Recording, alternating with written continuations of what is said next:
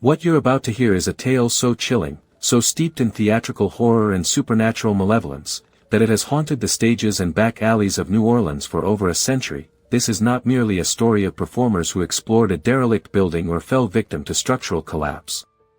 This is the documented account of 21 of the most talented carnival entertainers in the French Quarter who accepted an invitation to perform in a theater that had been abandoned for good reason, and the 4 survivors whose testimonies would forever change how the people of New Orleans understood the power of performance, illusion, and the spaces where reality becomes indistinguishable from nightmare. This is the true story of the Théâtre des Ombres incident, where the show truly never ended, and where the price of admission was paid not in coin, but in souls. The year was 1904, and New Orleans was experiencing the golden age of carnival entertainment. The French Quarter pulsed with the energy of street performers, traveling circuses, and theatrical troupes who had made the Crescent City their home base for touring the South and beyond. The unique cultural atmosphere of New Orleans, with its blend of European sophistication and Caribbean exuberance, had created a perfect environment for entertainers who specialized in the mysterious, the exotic, and the supernatural. The carnival season of 1904 had brought together an unprecedented collection of talented performers from across America and Europe. These were not ordinary street entertainers, but artists who had mastered their crafts through years of dedication and who possessed abilities that seemed to blur the line between skill and genuine magic. Fire eaters who could swallow flames without harm, contortionists who could bend their bodies into impossible shapes, mentalists who could read thoughts and predict the future, and illusionists whose tricks defied rational explanation. Among the most celebrated of these performers was Madame Evangeline Dubois, a fortune-teller and medium whose reputation for accuracy had made her the most sought-after spiritual advisor in the French Quarter. Evangeline possessed what appeared to be genuine psychic abilities, including the power to communicate with the dead, predict future events with uncanny precision, and see through the deceptions that others used to hide their true natures. Her elegant Creole beauty and mysterious past had made her a legendary figure in New Orleans entertainment circles. The troupe also included Professor Archibald Blackthorne, a master illusionist whose stage magic had earned him acclaim throughout Europe before he had come to America seeking new audiences for his increasingly elaborate performances. Professor Blackthorne's illusions went far beyond simple sleight of hand, incorporating elements of psychology, engineering, and what some whispered might be genuine supernatural knowledge. His ability to make objects and even people disappear and reappear in impossible locations had made him both famous and feared. From the world of physical performance came Dmitry Volkov, a Russian contortionist whose flexibility seemed to defy human anatomy. Dmitry could compress his body into spaces that should have been impossible for any living person to occupy, and his performances often included elements that suggested he possessed some form of supernatural control over his physical form. His pale skin, angular features, and unsettling smile had made him a favorite among audiences who sought entertainment that pushed the boundaries of the possible. The Carnival's fire performer was Isabella Fuego, a Spanish dancer whose mastery of flame manipulation had elevated her art to levels that seemed almost supernatural. Isabella could dance with fire as if it were a living partner, creating patterns and shapes with burning torches that defied the laws of physics. Her performances were both beautiful and terrifying, as she seemed to possess an immunity to heat and flame that allowed her to handle fire in ways that would have killed ordinary performers. The troupe's strongman was Magnus Ironwood, a Norwegian giant whose feats of strength had become legendary throughout the carnival circuit. Magnus could bend iron bars with his bare hands, lift weights that should have required mechanical assistance, and perform displays of power that seemed to draw from sources beyond normal human muscle and bone. His gentle demeanor offstage contrasted sharply with the awesome power he displayed during his performances. The remaining 16 performers represented a diverse collection of carnival arts: acrobats whose aerial work seemed to defy gravity, animal trainers who worked with creatures that appeared to possess almost human intelligence, musicians whose instruments produced sounds that could induce trance-like states in their audiences, and dancers whose movements seemed to hypnotize viewers and transport them to otherworldly realms.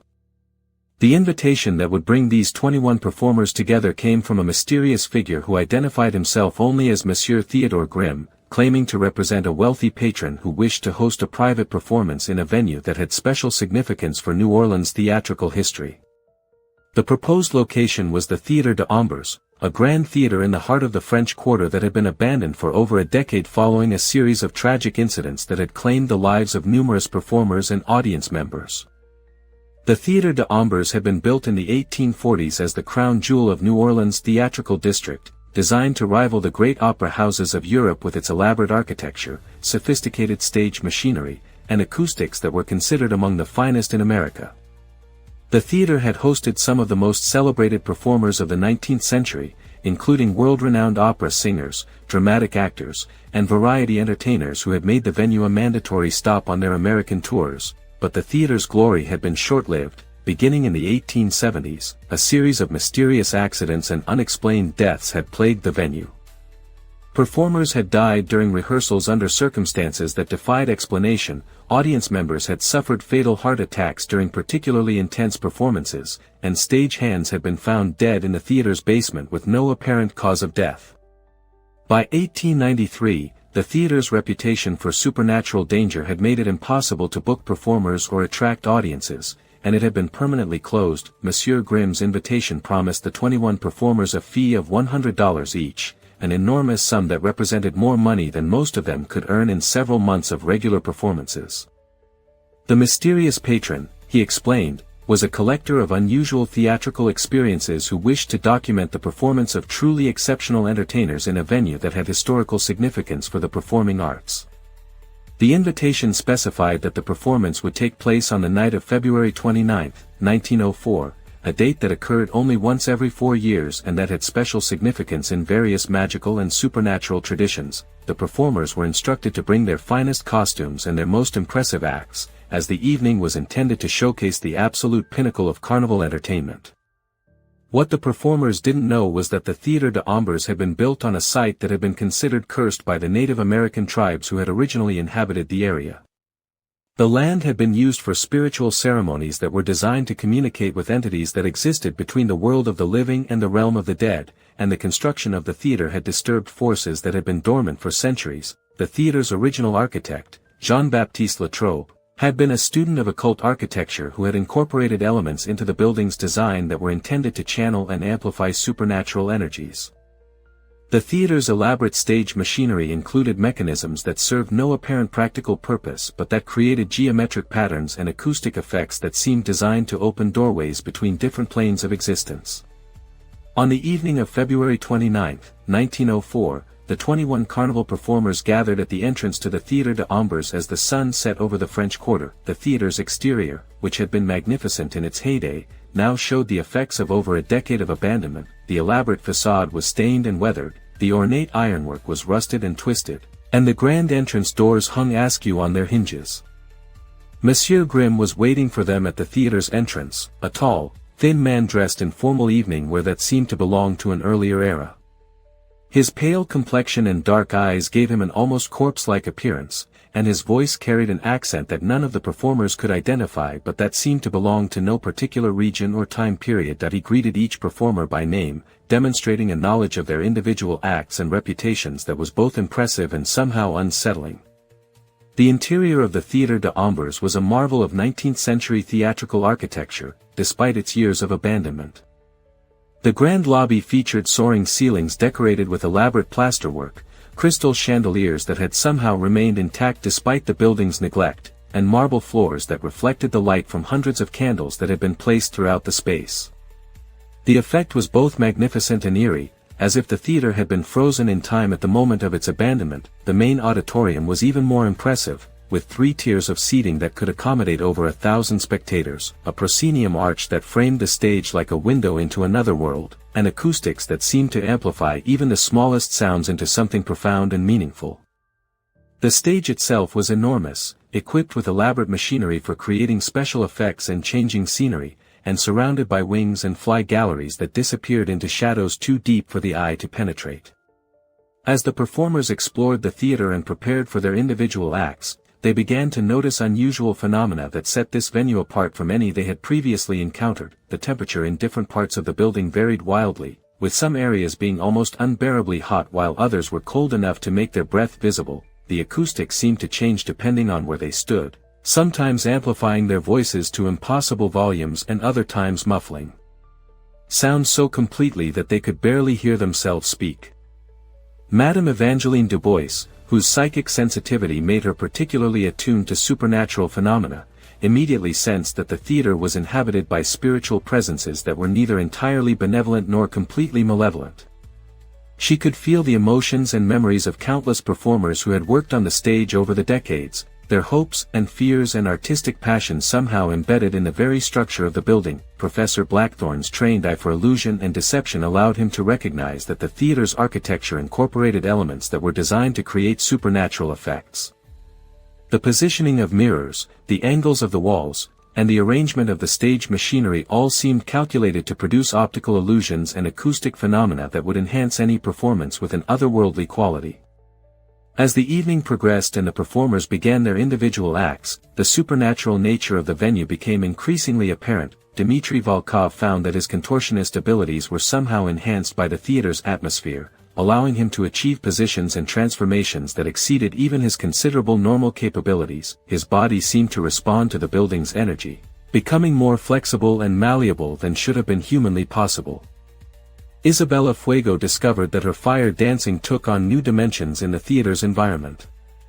The flames she manipulated seemed to burn with colors that didn't exist in normal fire, and the patterns she created with her torches appeared to hang in the air long after the flames themselves had moved on. The fire seemed to be responding not just to her physical movements but to her thoughts and emotions, creating displays that were more elaborate and beautiful than anything she had achieved before. Magnus Ironwood's feats of strength were amplified to levels that defied rational explanation. The theater seemed to channel some form of energy that enhanced his already considerable power, allowing him to perform displays of strength that would have been impossible under normal circumstances. He could feel the building itself responding to his efforts, as if the theater was somehow lending him its own supernatural strength. The other performers experienced similar enhancements to their abilities, with acrobats achieving impossible heights and grace, musicians producing sounds that seemed to come from instruments far more complex than those they were actually playing, and animal trainers finding that their creatures displayed intelligence and obedience that exceeded anything they had previously experienced. But as midnight approached and the performances reached their climax, the true nature of the theater began to reveal itself. The audience that Monsieur Grimm had promised would attend the performance finally appeared, but they were not the wealthy patrons that the performers had expected. Instead, the seats began to fill with translucent figures that seemed to be the spirits of everyone who had ever performed in or attended events at the Théâtre des Ombres. These ghostly audience members watched the performances with an intensity that was both gratifying and terrifying. They applauded at appropriate moments, gasped at particularly impressive feats, and responded to the entertainment with an enthusiasm that exceeded anything the performers had experienced from living audiences. But their presence also brought with it a sense of otherworldly expectation, as if they were waiting for something more than mere entertainment. Monsieur Grimm, who had been observing the performances from a box seat overlooking the stage, finally revealed his true nature as the supernatural phenomena in the theater reached their peak. His human facade began to slip away, revealing something ancient and powerful that had been masquerading as a mortal man. His voice, when he spoke, carried harmonics that seemed to come from the theater itself rather than from any human throat. The entity that had called itself Monsieur Grimm explained that the Théâtre des Ombres was not merely a building but a supernatural construct that existed to capture and preserve the essence of exceptional performers. The theater fed on artistic talent and creative energy, using the performances of gifted entertainers to sustain its existence and to provide eternal entertainment for the spirits that inhabited its halls. The 21 Carnival performers found themselves unable to leave the stage as the entity began the final phase of its harvest. Their enhanced abilities, which they had initially seen as a gift from the theater's supernatural atmosphere, were revealed to be part of a trap that was designed to extract their artistic essence and bind them to the building forever. The theater was not enhancing their performances out of benevolence, but was preparing to absorb their talents and make them permanent residents of its ghostly company.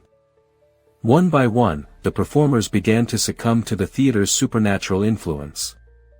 Their bodies remained on stage, continuing to perform their acts with mechanical precision, but their souls and artistic spirits were being absorbed into the building's supernatural consciousness. The process was gradual and seductive, offering them the promise of eternal performance in exchange for their freedom and their connection to the mortal world. Madame Evangeline Dubois was among the first to be consumed, her psychic abilities making her particularly valuable to the entity that controlled the theater. Her gift for communicating with the dead was absorbed and corrupted, becoming part of the building's ability to maintain its ghostly audience and to lure new performers into its trap.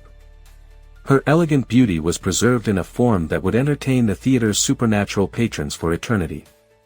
Professor Blackthorn's mastery of illusion was particularly prized by the entity, as his understanding of deception and misdirection enhanced the theater's ability to disguise its true nature from potential victims. His elaborate stage magic became part of the building's supernatural arsenal, creating illusions that could fool even the most skeptical observers into believing that the theater was merely an abandoned building rather than a supernatural trap. Dmitry Volkov's impossible flexibility was absorbed into the theater's physical structure, allowing the building itself to change and adapt its internal configuration to better serve its supernatural purposes.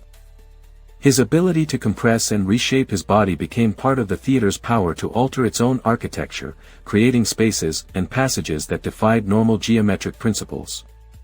Isabella Fuego's mastery of fire was incorporated into the theater's lighting and atmospheric effects, allowing the building to create displays of flame and light that enhanced its supernatural performances. Her immunity to heat and flame became part of the theater's protection against any attempts to destroy it through conventional means.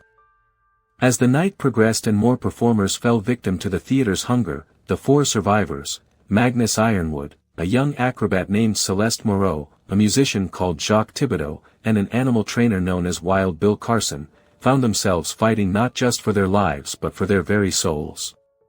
These four had somehow resisted the theater's initial influence, perhaps through strength of will, spiritual protection, or simple luck. Magnus Ironwood's incredible physical strength, which had been enhanced by the theater's supernatural energy, now became his means of resistance. That he used his power not to entertain the ghostly audience but to fight against the supernatural forces that were trying to claim him.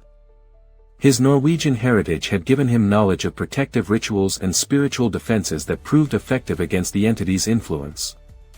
Celeste Moreau, the young acrobat whose aerial work had been transformed by the theater's atmosphere, used her enhanced agility and grace to evade the supernatural forces that were pursuing her. Her youth and innocence seemed to provide some protection against the entity's corruption, and her natural athleticism allowed her to navigate the theater's changing architecture in ways that confused and frustrated her supernatural pursuers. Jacques Thibodeau, the Cajun musician whose instruments had been producing otherworldly sounds, discovered that certain melodies and rhythms could disrupt the theater's supernatural influence.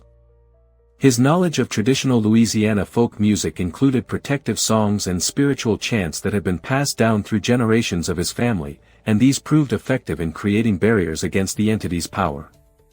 Wild Bill Carson, the animal trainer whose creatures had displayed supernatural intelligence and obedience, found that his animals were somehow immune to the theater's influence and could serve as guides and protectors. His deep connection with the natural world provided him with spiritual grounding that the entity found difficult to overcome, and his animal's instinctive fear of the supernatural warned him of dangers that his human senses couldn't detect. As dawn approached and the theater's supernatural energy began to wane with the coming of daylight, the four survivors found themselves able to break free from the building's influence.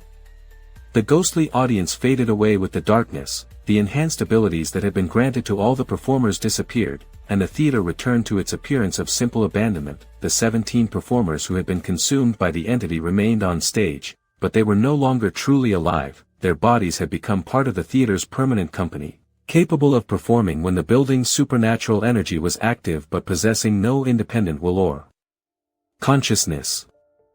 They had achieved the immortality that all performers secretly desired, but at the cost of everything that made them human. The four survivors stumbled out of the Theatre des Ombres as the sun rose over the French Quarter, forever changed by their encounter with supernatural forces that existed at the intersection of art and horror. They were weak and disoriented, their minds struggling to process the theatrical nightmares they had witnessed and the artistic talents they had lost when the theater's influence was broken. Magnus Ironwood never performed as a strong man again after his experience in the theater.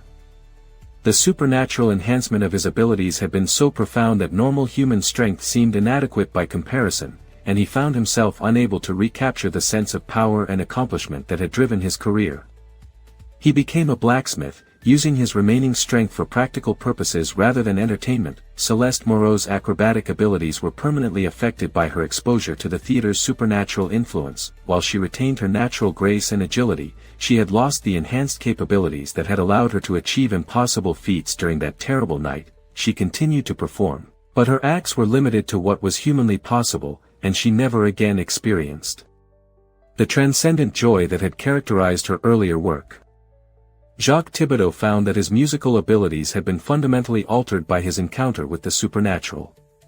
While he could still play his instruments competently, the otherworldly sounds that he had produced in the theater were beyond his reach in the normal world. He became a teacher of traditional Cajun music, passing on the protective songs and spiritual chants that had saved his life. Wild Bill Carson's connection with his animals was permanently changed by their shared experience in the theater.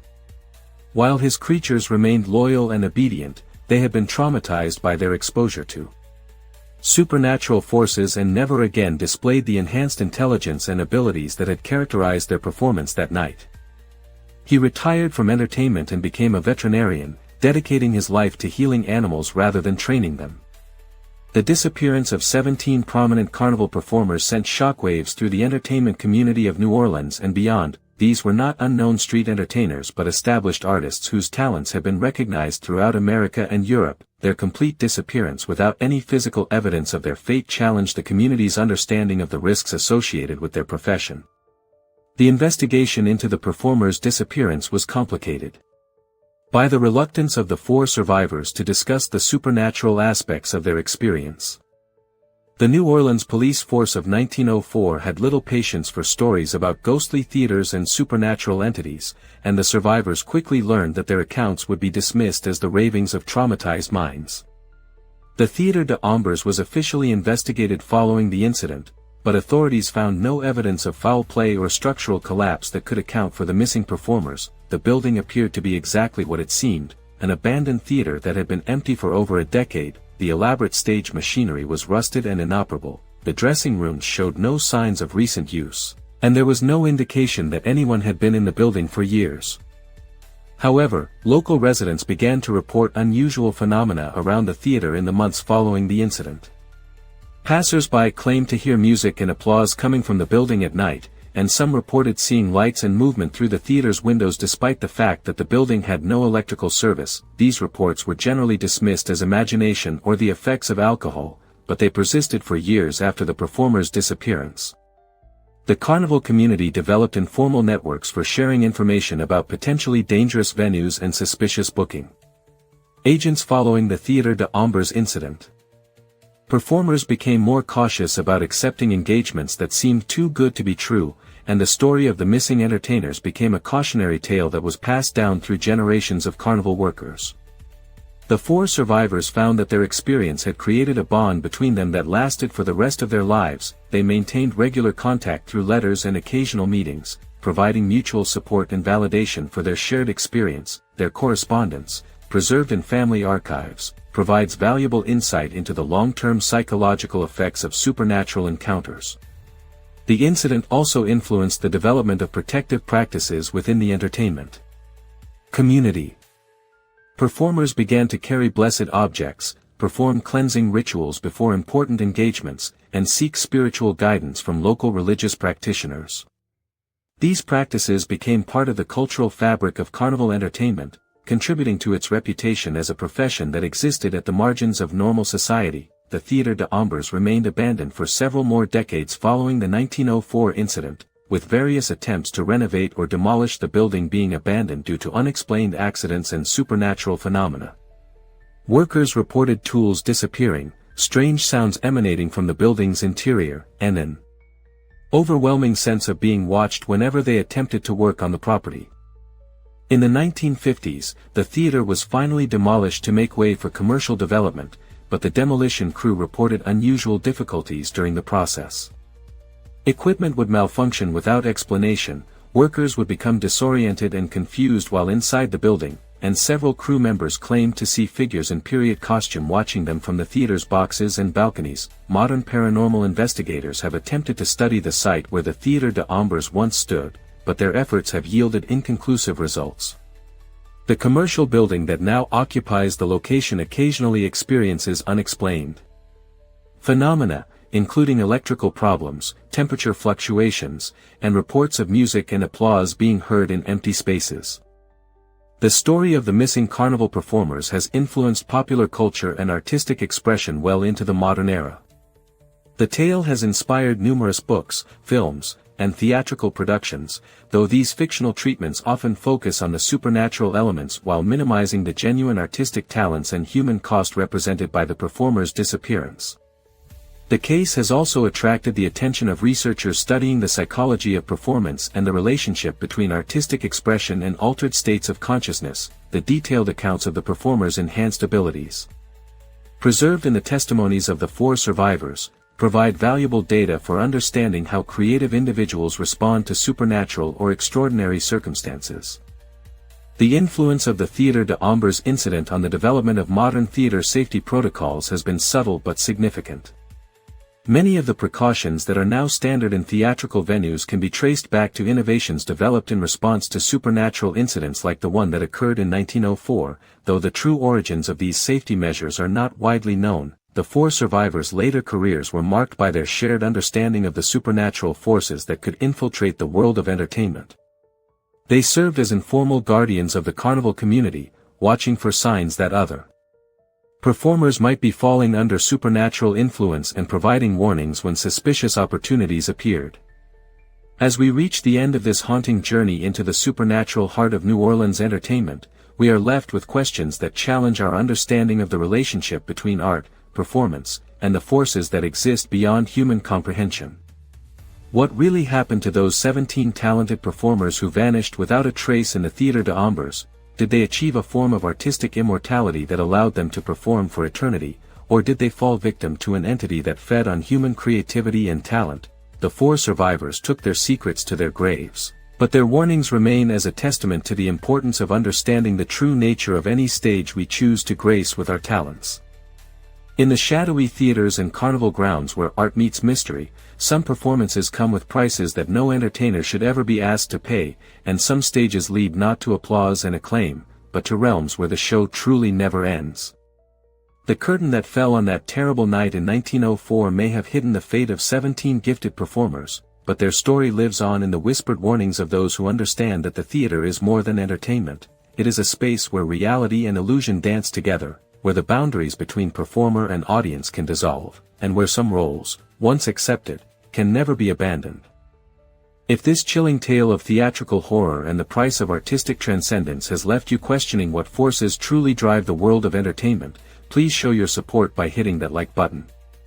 Your engagement helps us continue to explore these forgotten chapters of performance history that remind us why some stages should never be graced by human talent. And if you haven't already joined our community of truth seekers here at Bayou Nightmares, make sure to subscribe to our channel. We delve deep into the shadows of history every week, bringing you stories that mainstream sources often overlook or dismiss.